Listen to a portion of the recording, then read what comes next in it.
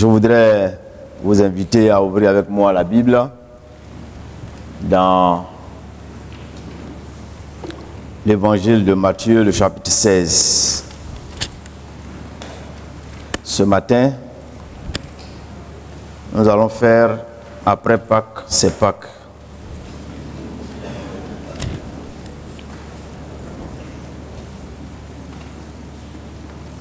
Et je vais prêcher un message qui pouvait être prêché dimanche dernier, mais aussi qui peut être prêché à tout moment de l'année. Il faut considérer que c'est comme une méthode pédagogique pour nous permettre de pouvoir capter véritablement une vérité. Et car pour que la vérité soit captée, elle doit être dite sous plusieurs angles afin que il y ait une bonne pénétration de celle-ci dans le cœur. Et je voudrais donc ce matin, en observant le comportement des disciples de Jésus lors de cet événement crucial, lors de cet événement qui a été véritablement douloureux ou bien douloureux pour eux, eh bien que nous puissions tirer un certain nombre d'enseignements. Un certain nombre d'enseignements qui complètent la pensée qui a été développée dimanche dernier. Matthieu chapitre 16 à partir du verset 13. Jésus étant arrivé dans le territoire de Césarée de Philippe, demanda à ses disciples: qui dit donc que je suis, moi, le Fils de l'homme? Ils répondirent: les uns disent que tu es Jean-Baptiste, les autres Élie, les autres Jérémie ou l'un des prophètes. Et vous, leur dit-il, qui dites-vous que je suis? Simon-Pierre répondit: tu es le Christ, le Fils de Dieu vivant. Jésus, reprenant la parole, lui dit: tu es heureux, Simon, fils de Jonas, car ce ne sont pas la chair et le sang qui t'ont révélé cela, mais c'est mon Père qui est dans les cieux. Et moi, je te dis que tu es Pierre, et que sur cette pierre, je bâtirai mon église, et que les portes du séjour des morts ne prévaudront point contre elle. Je te donnerai les clés du royaume des cieux. Ce que tu liras sur la terre sera lié dans les cieux, et ce que tu délieras sur la terre sera délié dans les cieux. Alors il recommanda aux disciples de ne dire à personne qu'il était le Christ. Dès lors, Jésus commença à faire connaître à ses disciples qu'il fallait qu'il allât là, à Jérusalem, qu'il souffrit beaucoup de la part des anciens, des principaux sacrificateurs et des scribes, qu'il fut mis à mort et qu'il ressuscita le troisième jour.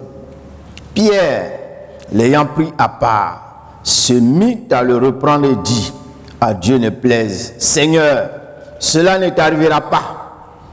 Mais Jésus, se retournant, dit à Pierre: arrière de moi, Satan, tu mets en scandale, car tes pensées ne sont pas les pensées de Dieu, mais celles des hommes. Que le Seigneur nous bénisse.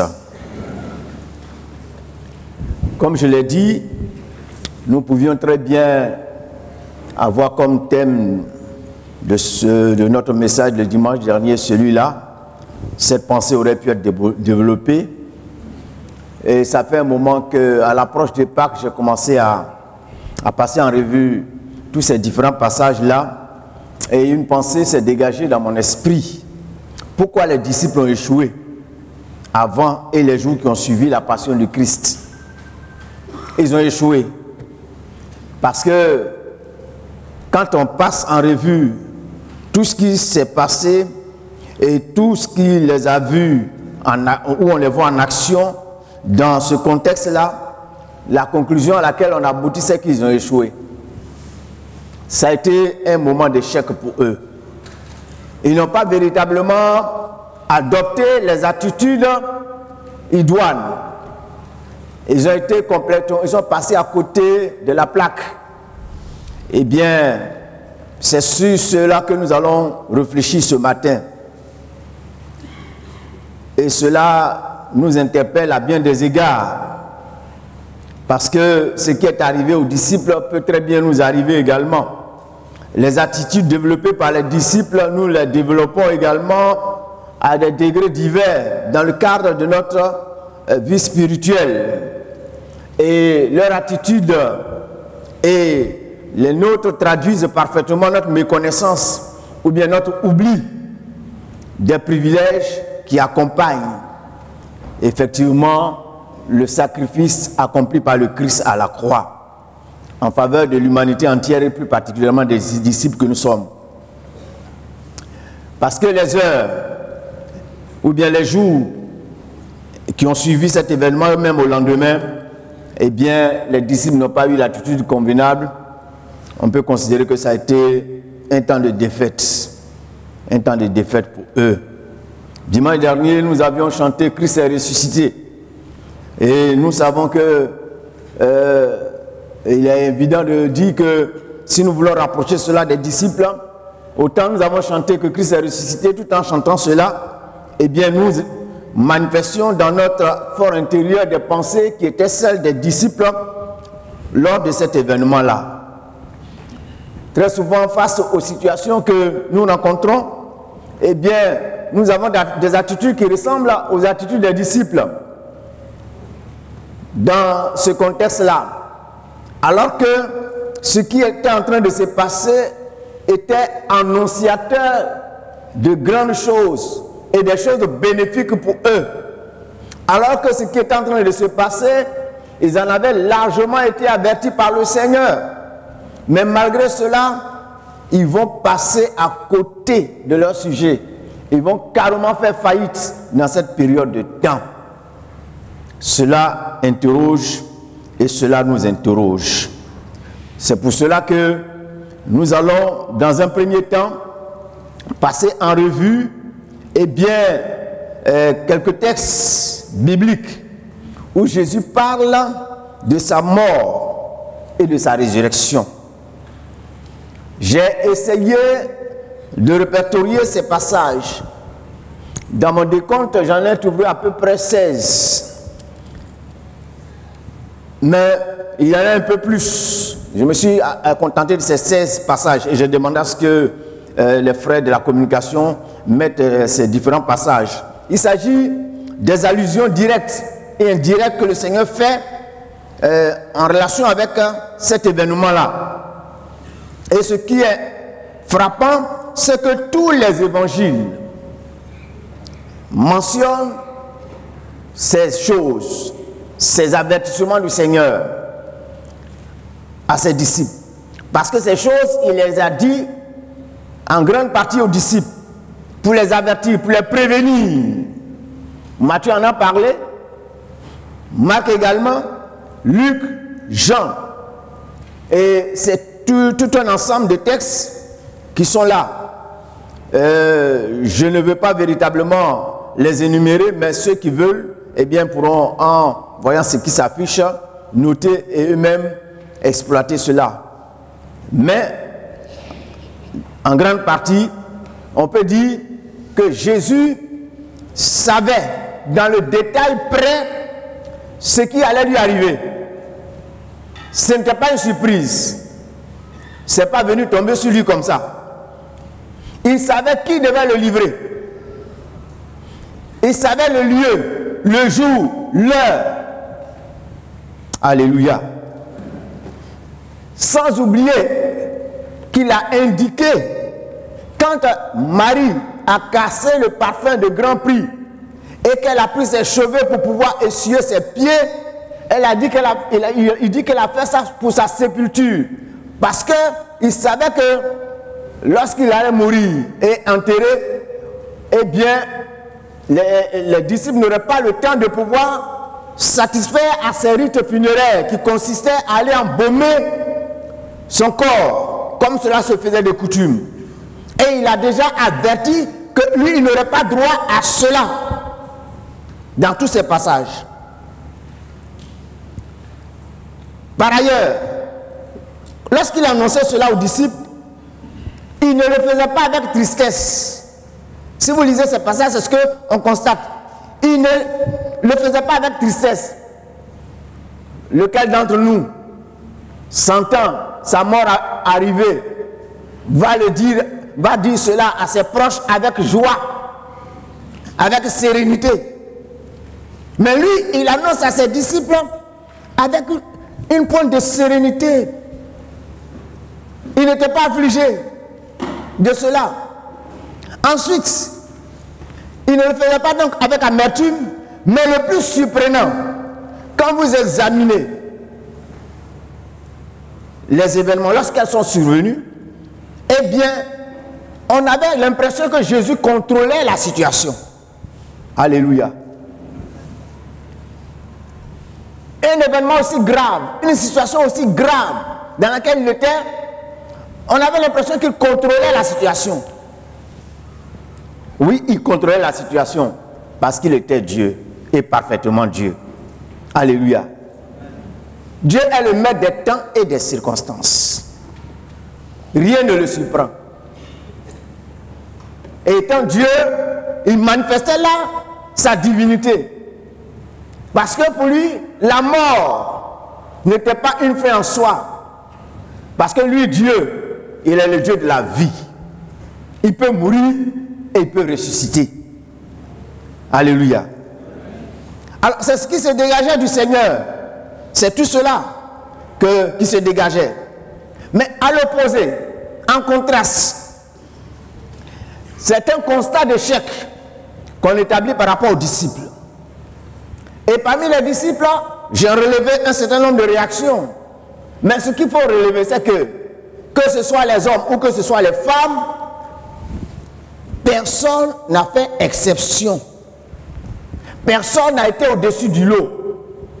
Il y a un seul peut-être qui a été au-dessus du lot dans la catégorie des défaitants, ou bien dans la catégorie des défaitistes, dans la catégorie de ceux qui ont fait faillite. Le premier, c'est Judas. La palme d'or lui revient. Le dernier de la classe. Parce que c'est le disciple qui a vendu le maître. Il est en tête. Il est en tête de peloton. Marc chapitre 14, verset 10 à 11. Jean 13, verset 18 à 27. Tous les autres, à des degrés divers, firent également faillite lors de ces événements. Les hommes aussi bien que les femmes. Même Pierre, qui se prévalait d'être le plus courageux parmi les disciples, il va lâchement régner le maître devant de simples serviteurs et de simples servantes. Oui. On fait le même constat. Lorsque le Seigneur ressuscite, eh bien, Pierre et Jean, quand les femmes vont venir leur annoncer que le Seigneur était ressuscité, eh bien, nous avons des gens qui sont des migrants spirituels. Ils vont d'église en église. Aujourd'hui, on leur parle de tel pasteur. Ils vont s'attacher à ce pasteur. Ils sont là jusqu'à... Peut-être il y a une situation qui survient. La situation paraît incontrôlable. Ils vont se servir de cette situation comme un prétexte et ils vont partir. Pourquoi ils vont partir? Ils vont partir parce que leur attachement, ce n'est pas par rapport à la parole de Dieu. Parce que si on est attaché à la parole de Dieu, quelle que soit la situation, on sait que Dieu est là. Mais quand on est attaché à l'homme, eh bien, à un moment donné, les limites vont se faire voir et on va abandonner. C'est ce qui s'est passé avec les disciples. Ils n'avaient pas compris, ils n'avaient pas intégré ce que Jésus leur disait. On constate que malgré leur attachement à Jésus et non à sa parole, les disciples ont échoué. Ils n'avaient pas compris que Jésus était le Logos, la parole faite chair. Alléluia. Jean 1, verset 14. Et dans 2 Timothée chapitre 3, verset 16 à 17, il dit, toute écriture est inspirée de Dieu et utile pour enseigner, pour convaincre, pour corriger, pour instruire dans la justice, afin que l'homme de Dieu soit accompli et propre à toute bonne œuvre. S'ils avaient capté, s'ils avaient compris, s'ils avaient saisi ce que Jésus leur avait dit avant les événements, ils n'auraient pas eu cette attitude-là. Chers frères, chères sœurs, peut-être que tu passes par des moments particulièrement difficiles. Tu te demandes pourquoi cela est arrivé. Tu te demandes pourquoi cela.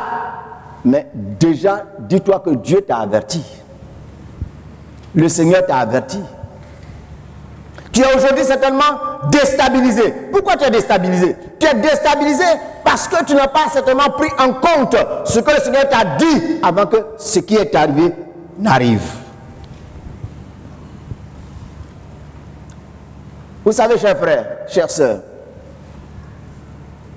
aujourd'hui, ce que je suis en train de prêcher, ça semble ne pas concerner certaines personnes. Certaines personnes ne se sentent pas concernées. Mais Dieu sait que dans ton programme, tu vas croiser ça. Tu vas croiser peut-être dans 1 an, peut-être dans 2 ans. Et c'est la manière dont tu auras traité ce que tu reçois aujourd'hui qui te permettra de t'assortir dans 1 an, dans 2 ans, dans 3 ans. C'est ça. C'est pourquoi en tant qu'enfant de Dieu, toutes les occasions qu'on a pour écouter la parole de Dieu, il faut prendre le temps d'écouter la parole de Dieu. Il faut prendre le temps de tirer profit. Quand les enfants vont à l'école, bientôt c'est les examens. Est-ce qu'ils savent ce qu'on va leur donner à l'examen? Dans le programme? Le programme, il est vaste. Et les conseillers pédagogiques, tous ceux qui sont dans le système scolaire, ont étudié cela et c'est ce qui doit jalonner tout le parcours de l'année scolaire. Mais cependant, ce n'est pas tout ce qu'ils auront étudié là qu'ils auront à l'examen. Nous aussi, on a été à l'école. Même quand on était à l'institut, je me souviens, l'année où on devait faire notre examen final, on nous a dit qu'on avait 200 questions au programme. 200 questions pour l'examen final. Alors, on ne savait pas ces 200 questions, ça concerne quoi ou quoi. Mais on a passé 2 ans pleins à l'institut à étudier. Alors, en fin d'année, on nous a laissé 2 semaines. 2 semaines pour réviser. Je vous assure, tu prends tes polycopes, tu prends tes notes, c'est comme la mer, l'océan. Tu te dis, mais est-ce que ça là, je vais me rappeler, je vais me souvenir. Mais globalement, ce qui s'est passé sur ces 200 questions, c'était une synthèse des éléments essentiels. Et il fallait répondre par oui ou non.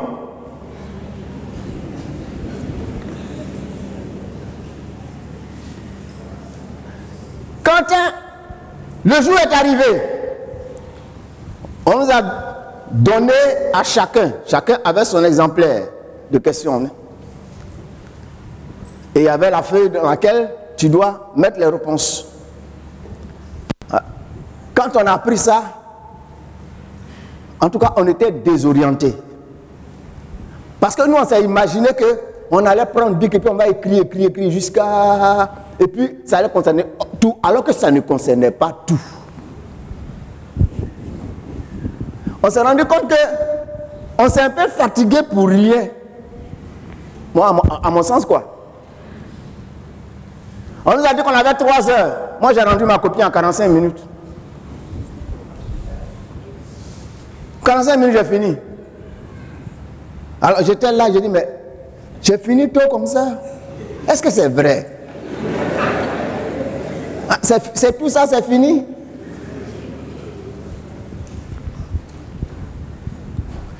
Oui, chers frères, chères sœurs, c'est pour illustrer simplement.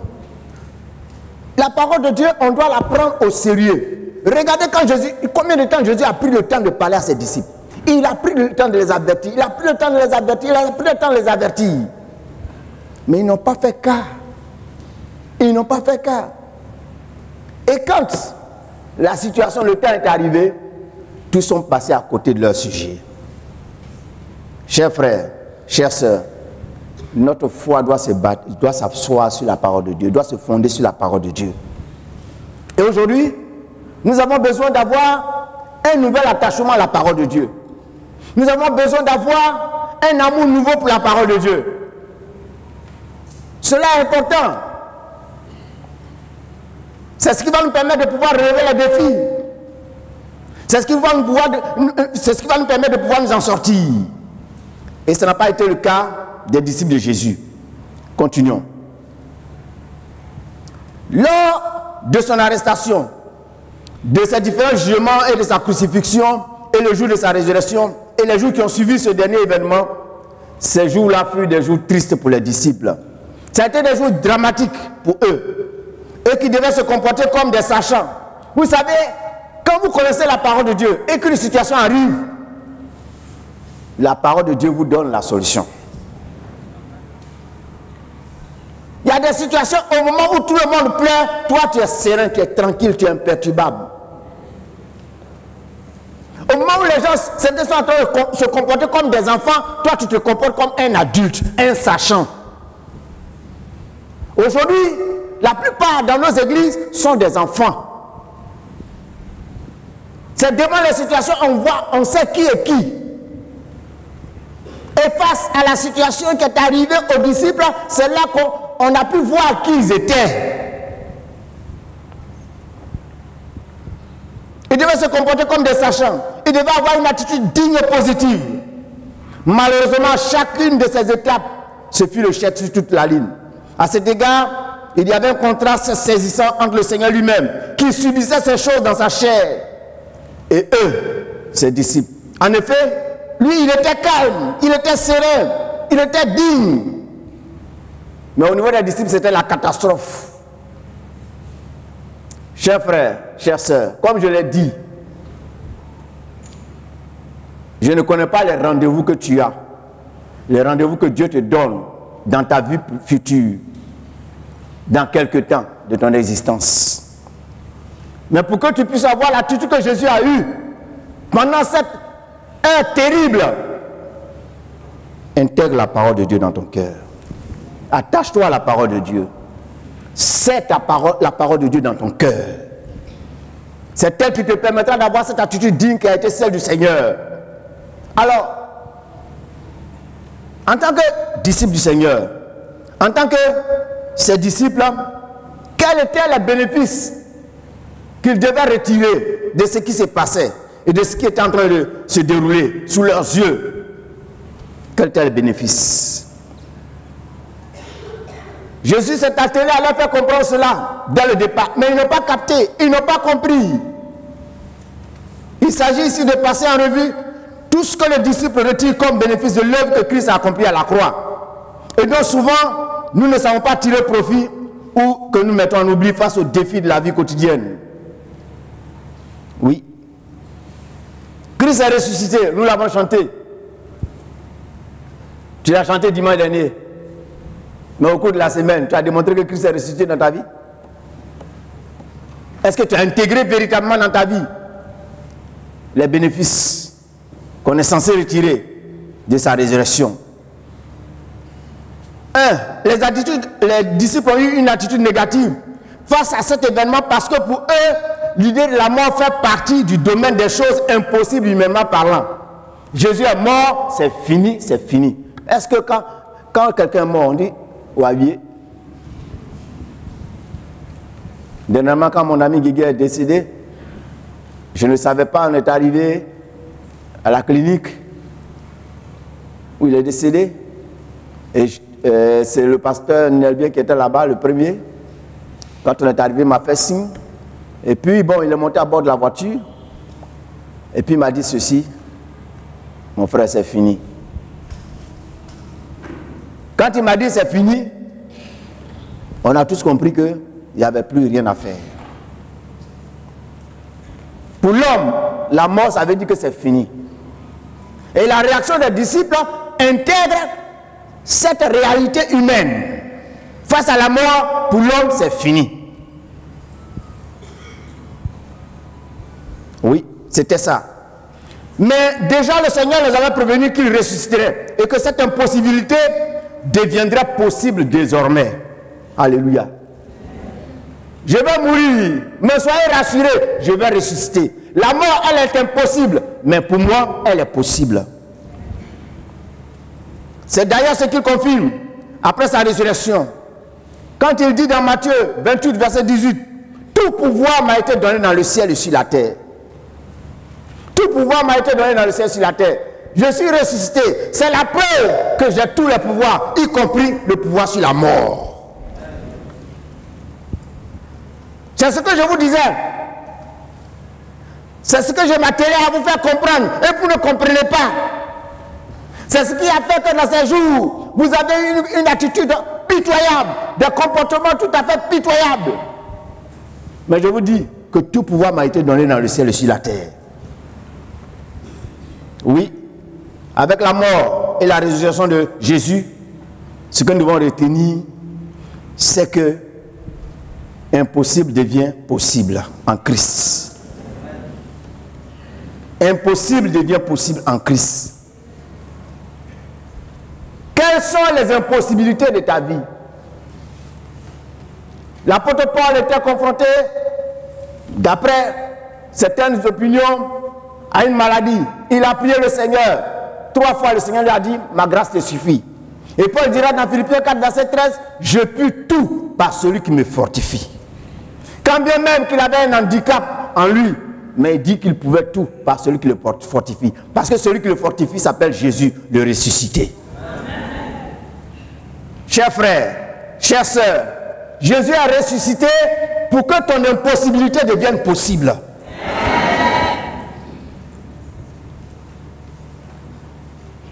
Oui, ton impossibilité devienne possible.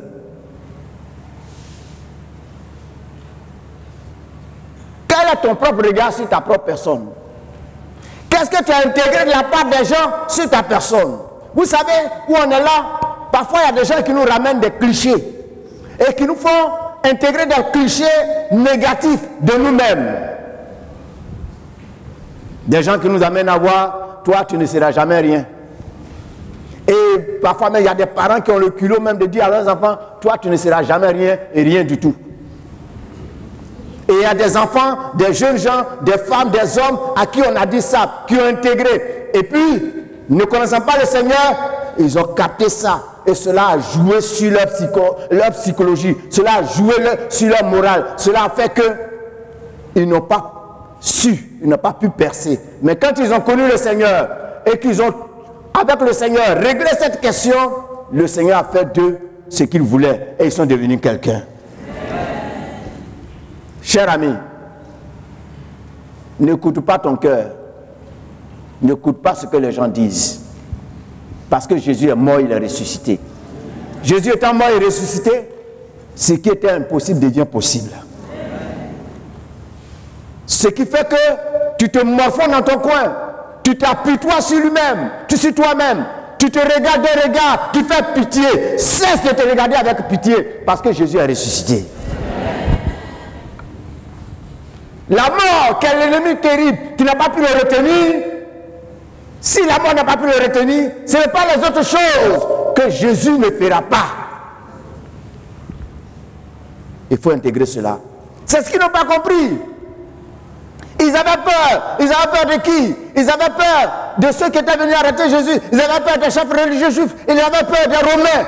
Et ils se cachaient. Ils rasaient les murs pendant ces jours. Ils avaient peur. Ils étaient terrifiés. Or, celui-même qu'on est venu arrêter, il a suffi seulement qu'ils disent, c'est moi. Et puis les gens sont tombés. Celui qui était, qu'on a arrêté et qu'on jugeait, au lieu de se défendre avec véhémence, il était là, il regardait la scène. Et ceux qui le jugeaient, c'est eux qui lui faisaient pitié. À certains moments, il va avoir le courage de dire, mais toi, Pilate, tu as quel pouvoir? Si ce pouvoir t'a été donné du ciel, tu me fais pitié. Hein? Joue ta partition et puis on va partir. Alléluia, alléluia.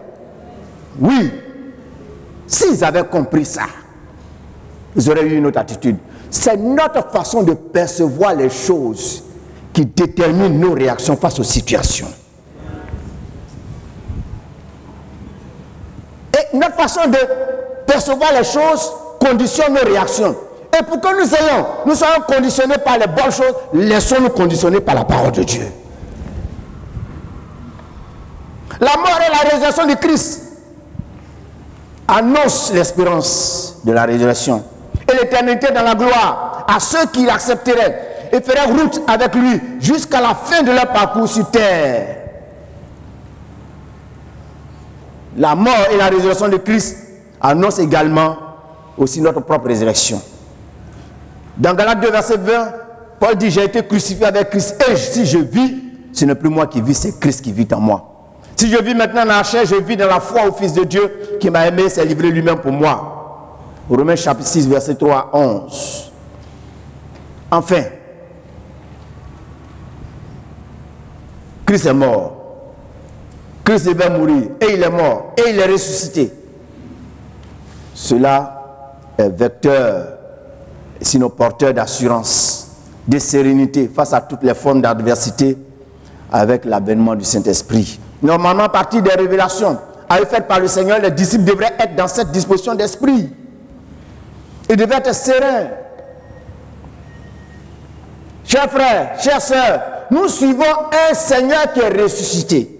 Nous suivons un Seigneur qui a dit, je suis avec vous tous les jours jusqu'à la fin du monde.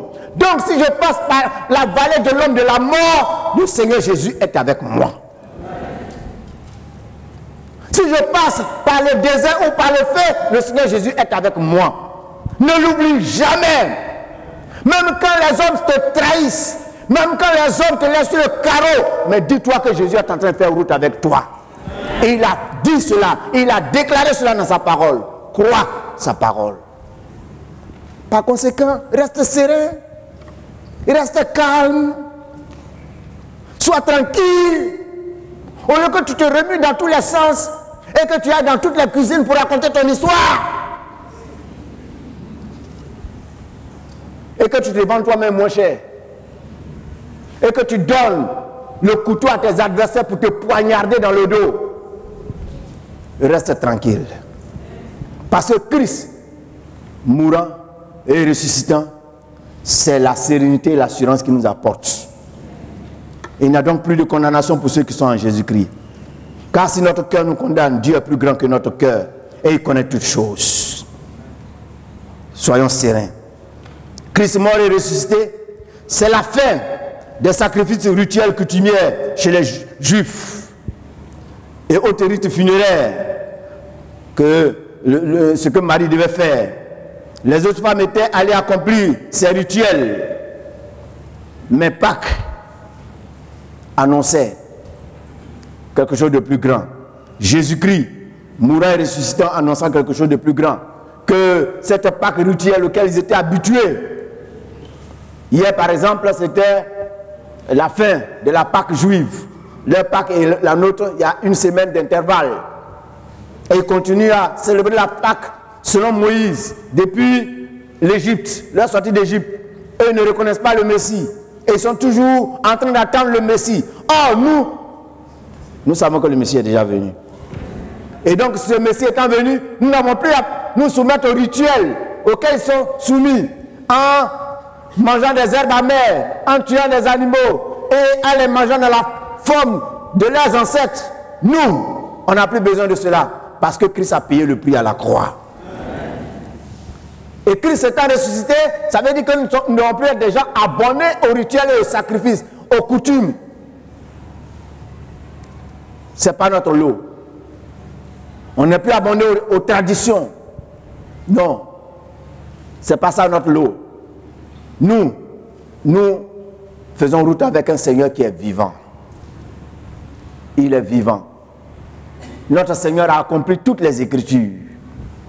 Il les a accomplies parfaitement. Et nous sommes dans l'accomplissement. Nous sommes dans la réalisation des promesses du Seigneur. Nous ne sommes pas dans l'ombre. Nous ne sommes pas à l'orée. Nous sommes dans l'accomplissement. Et nous devons vivre notre vie chrétienne aujourd'hui comme étant dans cet accomplissement.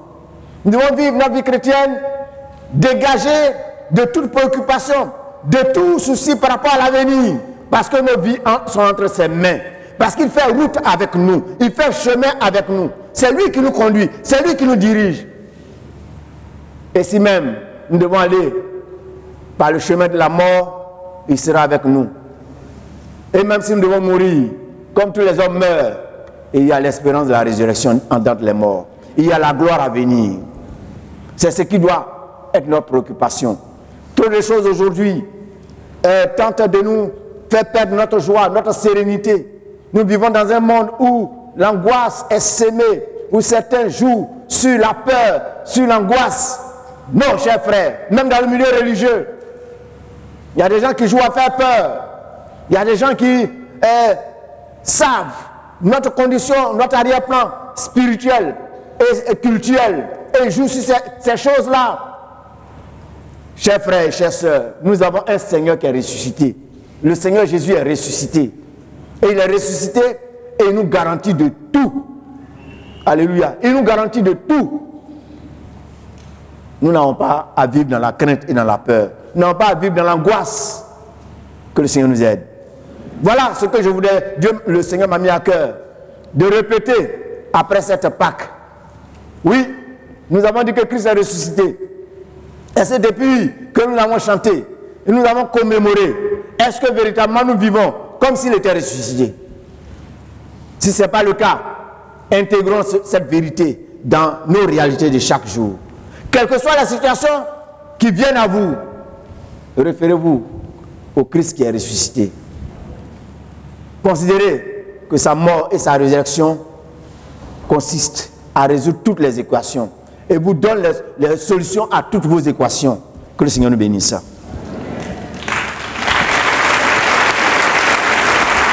Nous prions. Je voudrais, Seigneur, ce matin te bénir. Je voudrais t'élever, toi le Dieu de gloire.